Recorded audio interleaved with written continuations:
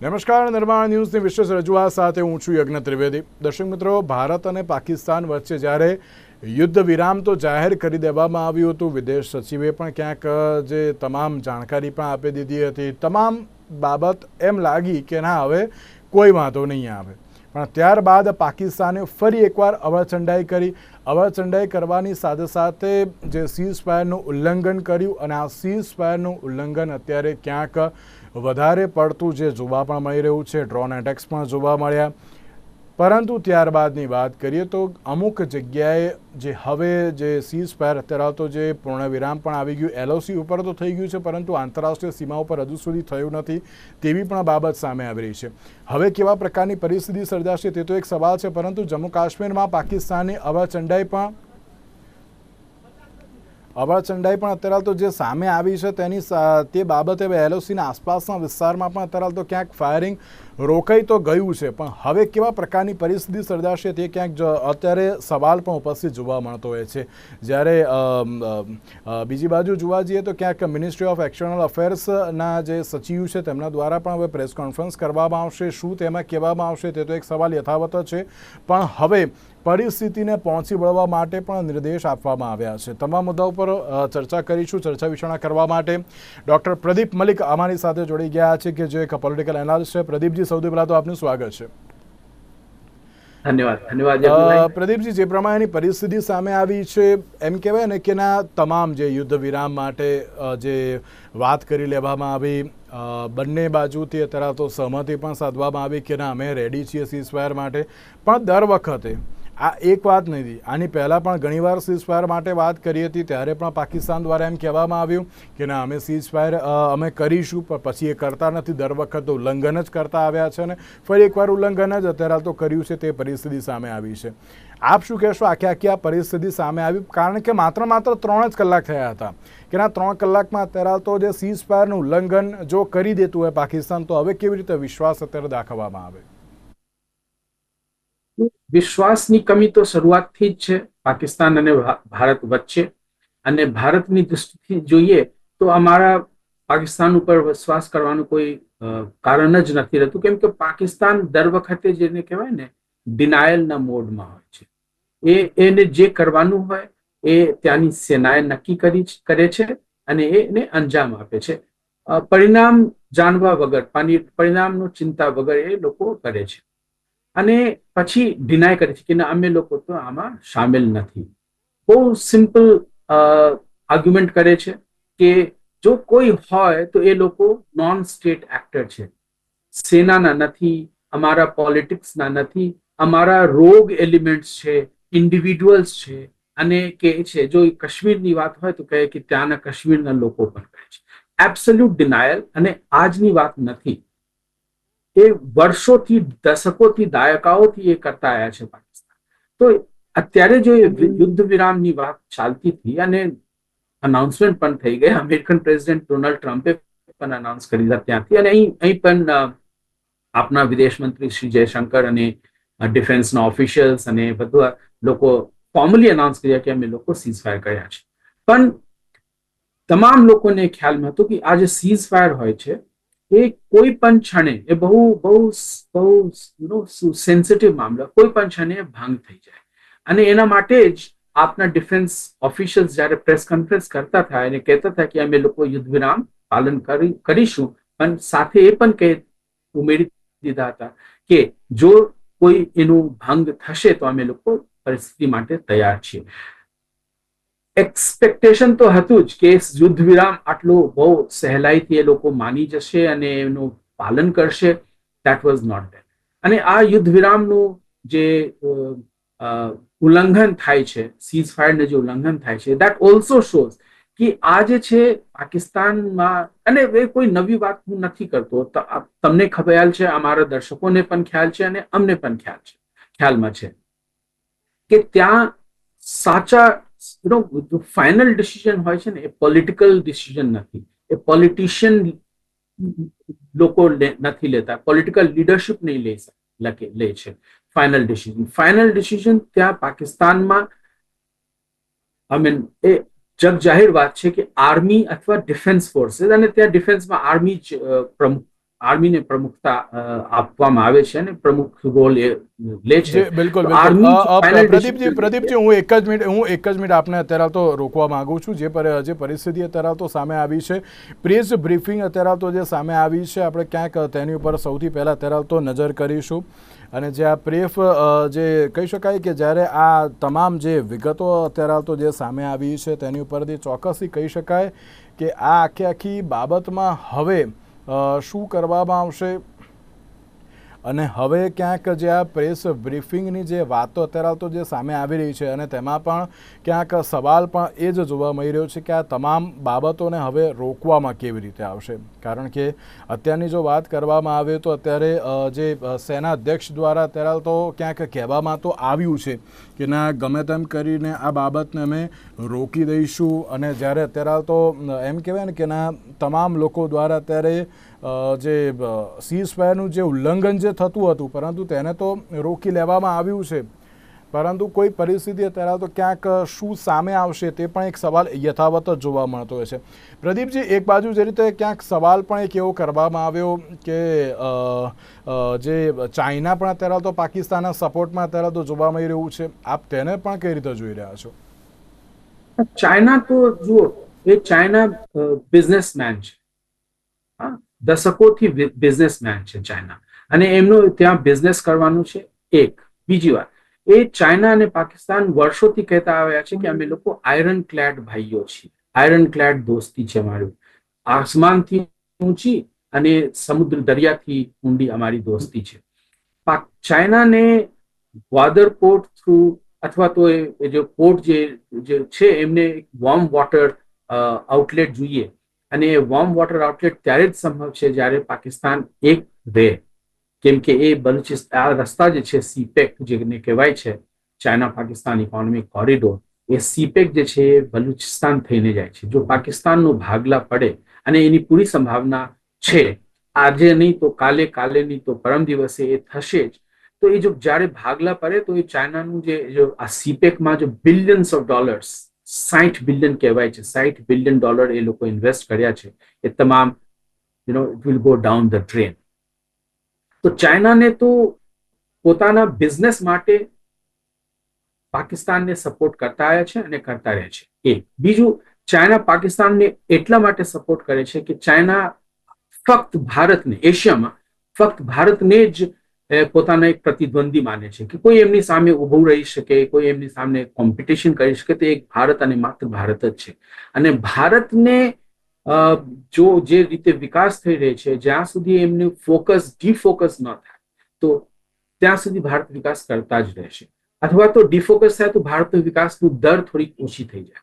તો એટલા માટે પાકિસ્તાનના ઉપયોગ કરે છે કે ભારતનો ફોકસ એમના ડેવલપમેન્ટ, એનો ગ્રોથ, એનો વિકાસ પરથી હટી જાય અને બીજી બાબતો ઉપર જતી રહે. એટલા માટે પાકિસ્તાનને સપોર્ટ કરે છે. અને બીજું કઈ નહીં, ટુમોરો પાકિસ્તાન ચાઇનાને જો બીજી કોઈ માર્કેટ મળી જાય, બીજી કોઈ કન્ડ્યુઇટ મળી જાય તો એમને કોઈ મને નથી લાગતું કે પાકિસ્તાનને ડ્રોપ કરવા મેં એમને કોઈ વાંધો. જુઓ, પાકિસ્તાનને એટલા સપોર્ટ કરે છે તો પણ ભારત સાથે વ્યાપાર ઈચ્છે છે. ભારત અને ચાઇના વચ્ચે જે સંબંધો છે જગ જાહેર છે હવે કે કોઈ બહુ મિત્રતાપૂર્ણ નથી. જો ગલવાનમાં ડીએસ્કેલેશન થઈ ગઈ છે, બહુ બંને દેશોના રક્ષામંત્રી, રક્ષામંત્રી અને ફોરેન મિનિસ્ટર્સ બંને કીધા છે કે we have de-escalated, things are coming back to normal. પણ જ્યારે પીક પર પણ હતું, જ્યારે મનમુટાવ, જ્યારે ટકરાવ પીક પર પણ હતું, ત્યારે પણ ભારત અને ચાઇના પરસ્પર ટ્રેડ કરતા રહ્યા. ચાઇનાના હિતમાં છે કેમ કે ચાઇના પાસે ટ્રેડ સરપ્લસ છે, billions of dollars China trade through. પ્રદીપજી, આપને રોકવા માંગુ છું. વિદેશ સચિવ પત્રકાર પરિષદને સંબોધી રહ્યા છે, આવો સાંભળીએ. જી, सेना जवाबी कार्रवाई कर रही है और इस सीमा अतिक्रमण से निपट रही है. ये अतिक्रमण अत्यंत ही निंदनीय है और पाकिस्तान इनके लिए जिम्मेदार है. हमारा मानना है कि पाकिस्तान इस स्थिति को ठीक से समझे और इस अतिक्रमण को रोकने के लिए तुरंत उचित कार्रवाई करे। सेना ने इस स्थिति पर कड़ी नजर रखी हुई है और उसे किसी भी अतिक्रमण से निपटने के लिए ठोस और सख्त कदम उठाने के लिए आदेश दे दिए गए। Good evening.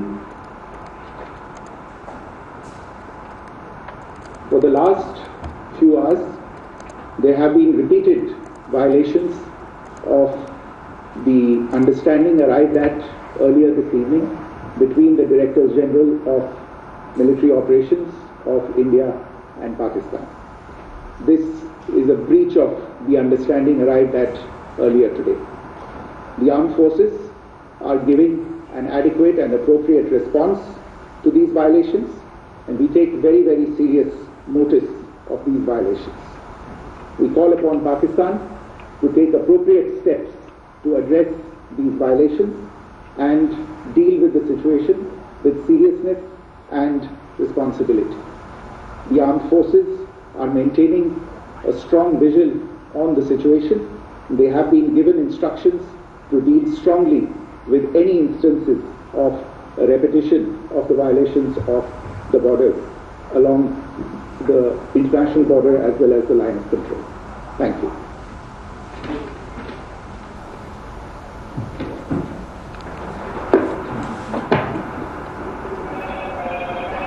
Thank you very much, ladies and gentlemen. તો જે પ્રમાણે જે સમાચાર અત્યારે તો જે સામે આવે છે, પાકિસ્તાન તરફથી જે સીઝ ફાયરનું ઉલ્લંઘન કરવામાં આવ્યું છે તેની વિગતો તો અત્યારે હાલ જે મિનિસ્ટ્રી ઓફ એક્સટર્નલ અફેર્સ દ્વારા જે આપવામાં આવી, પાકિસ્તાનની તરફથી અત્યારે તો આ સીઝ ફાયરનું ઉલ્લંઘન થયું છે. પાકિસ્તાનના ડીજીએમઓ સાથે પણ ખાસ વાતચીત કરી છે. પ્રદીપજી, લાગે છે કે ના હજુ પણ જે અવળચંડાઈ ક્યાંક પાકિસ્તાન છોડશે તેમ? બહુ મુશ્કેલીની વાત છે, કેમ કે ત્યાંના લીડરશિપને તમે જુઓ. એક લીડરશિપ આજે કહે છે કે અમારા કોઈ લેવા દેવા નથી, અને બીજા દિવસે એ કહે છે કે અમે લોકો 30 વર્ષથી ટેરરિસ્ટને પાલી રહ્યા છીએ. ત્યાંના રક્ષણ મંત્રી પોતે જ કહે છે, રાઈટ, ખ્વાજા આસિફ કહે છે. ત્યાંના બહુ ઇમ્પોર્ટન્ટ લીડર બિલાવલ ભુટ્ટો, જેમના પિતા ત્યાંના રાષ્ટ્રપતિ છે અને પોતે એમનું પાર્ટી પીપીપી ત્યાંના સરકારને સપોર્ટ કરે છે, ત્યાંના સપોર્ટથી ત્યાંની સરકાર ચાલે છે, એ પણ એક્સેપ્ટ કરે છે કે અમારી પાસે હિસ્ટ્રી છે. અને તો પણ એ લોકો કહે છે કે અત્યારે જે જગ જાહેર છે, એક દિવસે ત્યાંના સેના પ્રમુખ જનરલ મુનીર એ કહે છે કે અમે એમનું ભાષણ જે હતું, જેમાં એ કહે છે કે 2 નેશન થિયરીની એ વાત કરતા હતા, અને હિન્દુ અને મુસલમાન બે અલગ અલગ રાષ્ટ્રો છે, અને એના દિવસો પછી પહેલગામમાં એટેક થાય છે. તો કનેક્શન સાફ છે, આખા દુનિયા જોઈ રહ્યા છે કે કનેક્શન છે આ પહેલગામનો એટેક અને મુનીરના ભાષણ વચ્ચે. તો પણ એ લોકો કહે છે કે નો, અમે લોકો એમાં સંલિપ્ત નથી ભાઈ. તો કઈ રીતે તમારા સેનાના સિનિયર ઓફિસર્સ ત્યાં જે આતંકવાદીઓ માર્યા ગયા છે એના જનાજામાં પ્રેયર કરવા માટે જાય છે, ત્યાંના પોલિટિકલ લીડરશિપ એમના જનાજામાં એના મૃત્યુમાં પ્રેયર કરવા જાય છે, ત્યાંના સિનિયર ઓફિસર્સ જાય છે. તો કોઈ આખા દુનિયા જોઈ રહ્યા છે, એમાં કોઈ there is nothing hidden, it was live કે એ લોકો ત્યાં છે. તો કનેક્શન તો છે જ, અને એ લોકો ડિનાય કરતા જ રહે છે. So there is no reason કે એ લોકો કહે કે અમે, એ લોકો એટલે કે પાકિસ્તાન કે અમે લોકો સીઝ ફાયર ઓબ્ઝર્વ કરીશું અને ભારત માની લે કે નો, ઇટ વિલ બી ઓબ્ઝર્વ. નો, ભારતને પૂરેપૂરું ખ્યાલ છે, અને એ હોય છે યુદ્ધમાં, એ હોય છે કે યુદ્ધ વિરામનું અનાઉન્સમેન્ટ થાય અને યુદ્ધ વિરામનું ભંગ થાય, કોઈ પણ પક્ષ કરે. અમે લોકો એ જ જોઈ રહ્યા છે, અત્યારે જોઈ રહ્યા છીએ કે કાશ્મીરમાં લાઈવ એટેક થઈ રહ્યા છે. અત્યારે જો ફોરેન સેક્રેટરી જે કહેતા હતા, અનફોર્ચ્યુનેટલી હું નથી સાંભળી શકતો કેમ કે હું તમારી સાથે મારા લેપટોપથી જોડાયો છું, પણ I am sure this is what he must have been talking, that અમે લોકો એન્ટિસિપેટ કર્યા છીએ, અમે લોકો સીઝ ફાયર ને અમે લોકો સંધિ કર્યા છીએ, પણ વી હેડ એન્ટિસિપેટેડ દેટ કોઈ પણ રીતે જો એનું ભંગ થાય તો અમે લોકો એનો જવાબ આપીશું. જોવા મળી છે ને તેમાં દર વખતે જ્યારે આ પ્રકારની સમજૂતી થતી હોય છે તો ત્યારે જે ચર્ચા કરવામાં આવે છે શરૂઆત જે ભારત તરફથી કરવામાં આવે છે કે ભાઈ જે પણ પરિસ્થિતિ છે તેમાં તમે સમજો, તમે અત્યારે તો જે કોઈ બાબત છે અમે તમને ચાન્સ આપીએ છીએ સુધરવાનો, તમે સુધરો. 1 વાર 2 વાર 3 વાર દર વખતે તેમને છે ને સુધરવા માટેનો એક ચાન્સ આપવામાં આવતો હોય છે, પરંતુ એ ક્યાંક સુધરતા નથી તેવું પણ જોવા મળી રહ્યું છે. જે મિનિસ્ટ્રી ઓફ એક્સટર્નલ અફેર્સના જે વિદેશ સચિવ છે તેમના દ્વારા પણ એમ કહેવામાં આવ્યું કે પાકિસ્તાન તરફથી અત્યારે તો યુદ્ધ વિરામનું ઉલ્લંઘન જે કરવામાં આવ્યું છે, સમજૂતી તોડીને પાકિસ્તાને અત્યારે તો અપરાધ કર્યો છે. બોર્ડર ઉપર જે અતિક્રમણ જે કરવામાં આવ્યું છે તેના માટે પાકિસ્તાન જ જવાબદાર છે. અમે હજુ પણ એકવાર કડક ભાષામાં જે ચેતવણી આપી છે, પરંતુ હવે ભારતીય સેના પણ હવે જવાબ જે હવે આપી રહી છે. એટલે કે એમ કહેવાય ને કે તેમણે તો બહુ જે ચોખ્ખી ભાષામાં કહ્યું કે અમે હજુ પણ ચેતવણી આપીએ છીએ કે ભાઈ તમે સુધરી જાઓ. પછી નહીં સુધરે તો પછી ખબર છે ભારતીય સેના કે ના કેવી રીતે તેમને જવાબ પણ આપવાનો છે. પ્રદીપજી, શું કહેશો આપ તેના લઈને? જુઓ યજ્ઞભાઈ, પાકિસ્તાન પાસે લૂઝ કરવા માટે કશું નથી. એ દરિદ્ર નેશન છે. હું એ શબ્દ વાપરવા માંગતો નથી, ભીખ માંગતા ફરે છે, પણ દેટ ઇઝ ધ રિયાલિટી. એ લોકો જગ્યાએ જગ્યાએ જાય છે અને અમને લોન આપો, લોન આપો, લોન આપો, અને જ્યારે લોન મળે છે કોઈ જગ્યાએ રાષ્ટ્રમાં દિવાળી જેવી રીતે લોકો ઉજવે ને એ રીતે ત્યાં ખુશ થાય છે.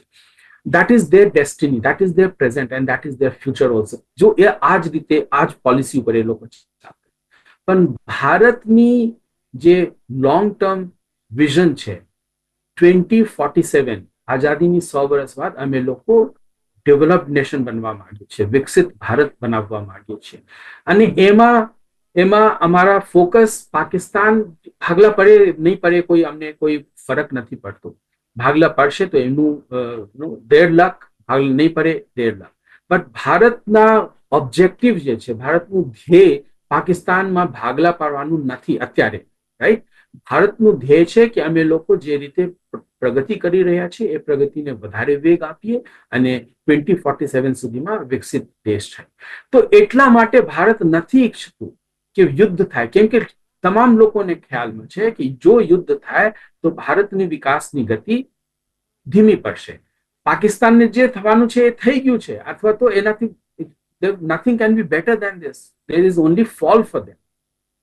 અને જો ફોલ પણ થાય તો ઓલરેડી દરિદ્ર નેશન છે, વધારે દરિદ્રતા વધારે વધશે. પણ that is not what India is looking for. India is looking for development, progress, peace, શાંતિ, આગળ વધીએ એ ધ્યેય છે અમારી. તો અમે લોકો નથી, અમને ખ્યાલમાં છે કે જો યુદ્ધ થાય તો અમારી પ્રગતિ ધીમી થશે.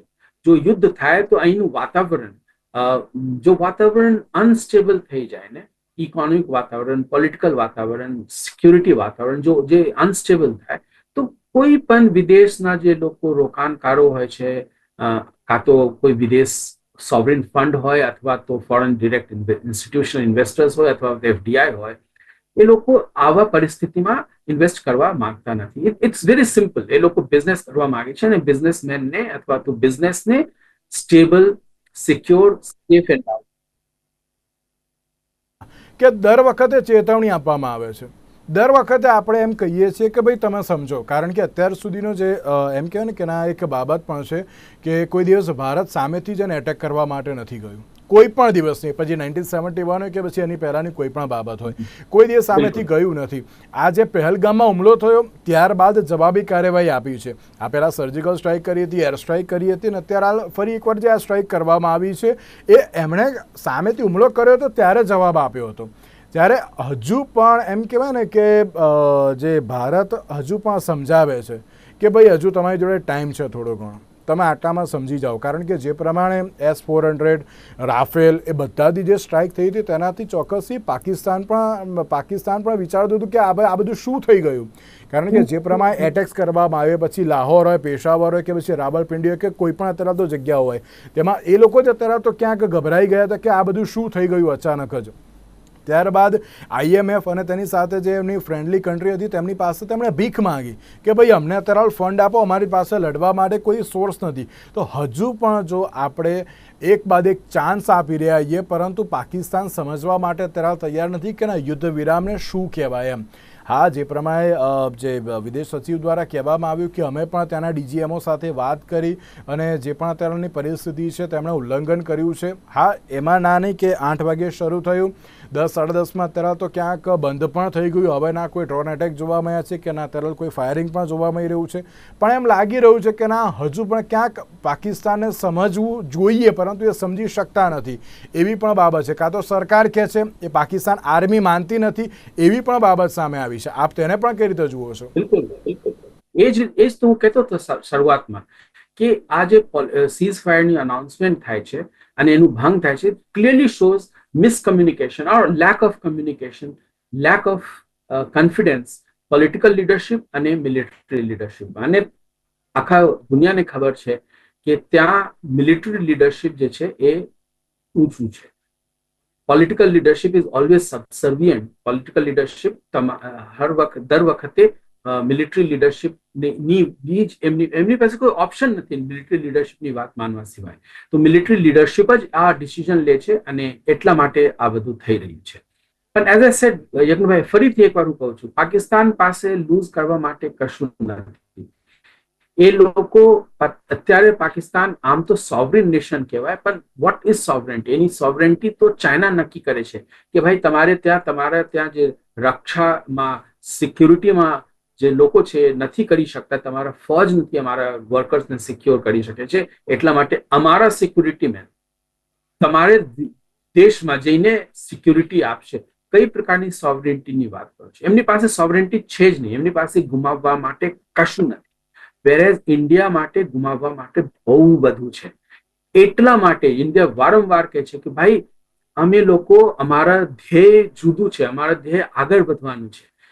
અમને જે કોઈ અટેક કરે કે કશું અમારા ઉપર કોઈ અવરોધ આવે તો અમારા જે ધ્યેય છે, અમારા જે આગળ વધવાની ગતિ છે એ ધીમી પડી જશે અને that we cannot afford. Indian leadership, political leadership, and all leadership, spiritual leadership, political leadership, everybody has aspired कि भारत फरीથી આગળ વધે, 2047 સુધીમાં ડેવલપ નેશન થાય. સ્પિરિચ્યુઅલ લીડરશિપની વિચાર છે કે ભારત ફરીથી વિશ્વગુરુ બને અને બનશું, એમાં કોઈ બેમત નથી. પણ અત્યારે એ જ વાત છે કે પાકિસ્તાન જે કહે છે એના ઉપર વિશ્વાસ કરવું બહુ અઘરું મુશ્કેલી છે. અને જો તમે વિશ્વાસ કરો અને વિચારો કે સીઝ ફાયરની એગ્રીમેન્ટ થઈ ગઈ છે, હવે અમે લોકો આરામ નિરાતે સૂઈ શકીએ છીએ, તો એ અમારી ગલતી થશે. કે ના અત્યારે તો એગ્રીમેન્ટ શું કહેવાય એ પણ પાકિસ્તાનને ખબર નથી. કારણ કે જો યજ્ઞભાઈ, એગ્રીમેન્ટ કોના સાથે થાય? ત્યાં પોલિટિકલ લીડરશિપ સાથે તમે વાત કરશો તો શું એનું નતીજા? કોઈ નતીજા નથી. એગ્રીમેન્ટ જ્યાં સુધી સેના એગ્રી ન થાય ત્યાં સુધી કશું થવાનું નથી. કેમ કે રિયલ લીડરશિપ ત્યાં સેનાનું છે. રિયલ ડિસિઝન મેકિંગ પાવર સેના પાસે છે, રાઈટ? અને આ સેના તમારા ઇસ્લામાબાદ, દેટ ઇઝ એ તમારી પાટનગર કેપિટલ સિટી, ઇસ્લામાબાદ સુધી ભારતની ડ્રોન જાય છે અને તમે પકડી પાડતા નથી, તોડી શકતા નથી. હવે તોડે પણ છો તો ત્યાં એટલા સુધી પેનિટ્રેટ કરી જાય છે. જો એક ડ્રોન પેનિટ્રેટ કરી શકે તો બહુ આરામથી એક મિસાઇલ પણ પેનિટ્રેટ કરી શકે ને. ભારત મેસેજ આપી ચૂક્યા છે ઘણી વખત, મેની ટાઈમ્સ, કે લુક અમે તમારે ત્યાં તમારા પાટનગર સુધી જઈ શકીએ. જો પાટનગર સુધી જઈ શકીએ તો તમારા ડિફેન્સ હેડક્વાર્ટર સુધી જઈ શકીએ, તમારા પ્રાઇમ મિનિસ્ટરના આવાસ અને તમારા પ્રેસિડેન્ટના આવાસ સુધી પણ જઈ શકીએ. જ્યાં જોઈએ, જ્યાં ઈચ્છીએ ત્યાં અમે લોકો પહોંચી શકીશું અને અટેક કરી શકીએ. મેસેજ વારંવાર આપે છે. પણ ભારતનું મનસા એ નથી કે ત્યાં પાકિસ્તાને આખું નેસ્તા નાબૂદ કરી દઈએ, દુનિયાના નકશામાંથી હટાવી દઈએ. નો, દેટ્સ નોટ ઇન્ડિયાઝ ઓબ્જેક્ટિવ. ઇન્ડિયાની ઓબ્જેક્ટિવ છે જ નહીં. ઇન્ડિયાની ઓબ્જેક્ટિવ છે તમે પણ રહો, શાંતિથી રહો અને અમને પણ શાંતિથી રહેવા. ત્યારે આપણે વૈશ્વિક સ્તરે પણ જોવા જઈએ ને વૈશ્વિક સ્તરે અત્યાર સુધી ભારતે માત્ર શાંતિની અપીલ કરી છે. એ પછી ઇઝરાયલ અને હમાસ વચ્ચેનું જે યુદ્ધ હોય, રશિયા અને યુક્રેનની પણ બાબત, કોઈ પણ બાબત સામે આવતી હોય એમાં દર વખતે શાંતિની અપીલ કરતા હોય છે અને ભારત અત્યારે હાલ પણ એ જ કરતું આવ્યું છે. તેની સાથે પ્રદીપજી, આપનો ખૂબ ખૂબ આભાર અમારી સાથે અત્યારે જોડાવા માટે. દર્શક મિત્રો, હવે જોવાનું એ રહ્યું કે અત્યારની જે આ પરિસ્થિતિ જોવા મળી રહી છે, યુદ્ધ વિરામનો ભંગ ક્યાંક પાકિસ્તાન તરફથી જોવા મળી રહ્યો છે. હજુ આપણે એક ચેતવણી આપી છે, પાકિસ્તાન તરફથી હવે કેવા પ્રકારની પરિસ્થિતિ જોવા મળશે તે તો આવનારો સમય જ બતાવશે. તેની સાથે વિશેષ કાર્યક્રમમાં મને આપશો રજા. નમસ્કાર.